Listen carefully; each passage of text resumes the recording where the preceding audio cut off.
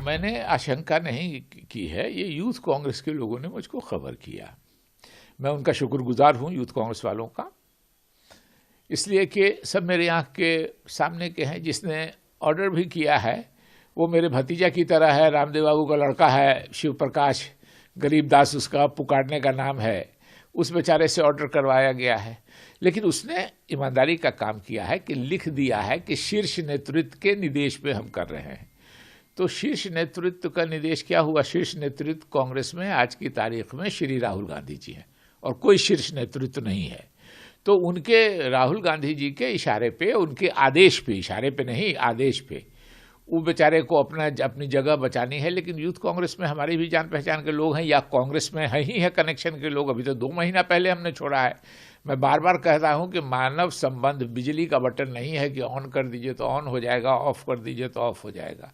तो मुझको खबर आ गई पहले, तब तक इन लोगों ने ऑफिशियल अनाउंस नहीं किया था। जैसे होगा देखिएगा, मेरा 2 ट्वीट है। एक हमने लिखा है कि गुप्त रूप से कांग्रेस के कुछ साथियों ने मुझे खबर किया है कि कल मेरे घर पे दिल्ली और पटना के घर, मधुबनी और पटना के घर पर आक्रमण होने वाला है।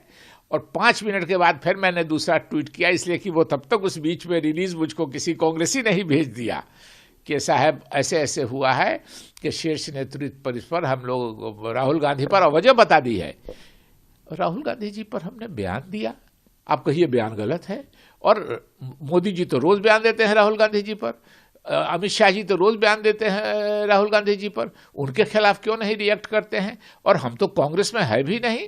कांग्रेस में रहते तो आप डिसिप्लिनरी एक्शन लेते। हम तो कांग्रेस से 2 महीना पहले हम अलग हो गए। हमारी राय है, देखिए, हम राहुल जी के साथ पैदल चले हैं, हम राहुल जी के साथ अनाज मंडी में सोए हैं, हम राहुल जी गांधी जी के साथ कार में चले हैं, हम राहुल जी के साथ बड़े हवाई जहाज से चले हैं, हम राहुल जी के साथ ट्रेन से चले हैं, हम राहुल जी के साथ चार्टर छोटे प्लेन से चले हैं, हम राहुल जी के साथ हेलीकॉप्टर से चले हैं, घंटों बैठे हैं साथ। तो बातचीत में मना किया है कि ये नहीं कीजिए, ये नहीं कीजिए, ये नहीं कीजिए, मंदिर जाना बंद नहीं कीजिए। लेकिन चुनाव में रोज जा रहे हैं मंदिर, और चुनाव के बाद साल भर गायब है, ऐसा नहीं कीजिए। लगातार मंदिर 10 दिन, 15 दिन, 20 दिन पर एक बार जाते रहिए कि लोगों को लगे कि आप ये नहीं कर रहे हैं। अभी सीताराम केसरी जी का 20 साल उनके मरने के बाद पुण्यतिथि पहली बार, कब? जो बिहार असेंबली का चुनाव 4 दिन ये है। तो लोग नहीं समझते हैं कि आप बेवकूफ़ बना रहे हैं। 6 महीना पहले आप कह रहे थे कि हम जनेऊधारी शिव भक्त हैं, तो ये मजाक उड़ाने की बात। कहते हैं आरएसएस और बीजेपी से लड़ते हैं हम, वो संविधान वाली किताब दिखाते हैं। और पिछले 1 महीने से लेके नॉमिनेशन के 1 दिन पहले तक, यानी इलेक्शन के 15 वीडियो है पूरा नाम के साथ, 15 से 20 आदमी को आरएसएस और बीजेपी से लेके उन्होंने कांग्रेस ज्वाइन करके, लोग कहते हैं कि अलग अलग कारणों से उनके लोगों ने दिया। अब तो लोग कहते हैं कि भाई, जो गड़बड़ करने का जिन लोगों पर आरोप लगता है उन्हीं को राहुल गांधी क्यों पसंद करते हैं? उन्हीं को अलग अलग स्टेट में, कहीं पंजाब में, कहीं गुजरात में, कहीं बिहार में क्यों घुमाते हैं? ये सोचना चाहिए। मैं अभी भी कहूँगा, मैं वेल विशर हूँ, मैं दुश्मन नहीं हूँ, मैं शुभचिंतक हूँ। क्योंकि मैंने कहा है, प्रण किया है कि मैं जिंदगी भर किसी दूसरी पार्टी में नहीं जाऊँगा। मेरा मरते वक्त का जो मेरा आखिरी वोट होगा, मरने से पहले, वो कांग्रेस और उसके समर्थक पार्टी को जाएगा। और तब तक अगर मेरे 5 भी समर्थक रहेंगे तो वो कांग्रेस को वोट देंगे। लेकिन दुश्मन की तरह ट्रीट कर रहे हैं। अगर कोई आदमी सुधार के लिए सजेशन कर रहा है तो अंदर में पार्टी कर रहा था, तो अच्छा हुआ मैंने पार्टी छोड़ दी।